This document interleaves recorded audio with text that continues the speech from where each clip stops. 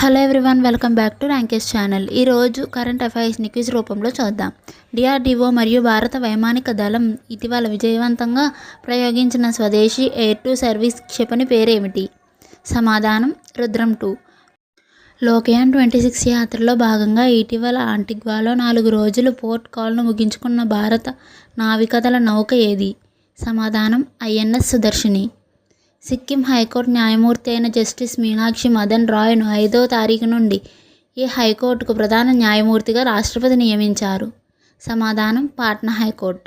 June 5, 2026 నుండి justice Meenakshi Madan Roy Patna high court బాధ్యతలు చేపట్టాక భారతదేశ చరిత్రలో ఒకే సమయంలో 4 మహిళలు హైకోర్టు ప్రధాన న్యాయమూర్తులుగా సేవలందించినందుకు సరికొత్త రికార్డు సృష్టించారు. ప్రధానమంత్రి అనుసూచిత జాతి అభ్యుదయ యోజన పథకం ప్రధానంగా ఎవరి సంక్షేమం మరియు సామాజిక ఆర్థిక సాధికారత కోసం ఉద్దేశించబడింది? సమాధానం గిరిజన ప్రాంతాల వారు. ఫిబ్రవరి 27, 2026 నాటికి దేశవ్యాప్తంగా ఎన్ని ఆయుష్మాన్ ఆరోగ్య మందిర్లు పనిచేస్తున్నాయి?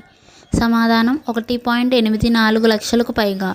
సిధి జిల్లాల్లో సౌకర్యాల కొరత కారణంగా ఒకే ఏడాదిలో 53 మంది గర్భిణీ స్త్రీలు మరణించిన ఘటనపై జాతీయ మానవ హక్కుల కమిషన్ సుమోటోగా కేసు నమోదు చేసింది. ఈ సిధి ఏ జిల్లాలో ఉంది? సమాధానం మధ్యప్రదేశ్.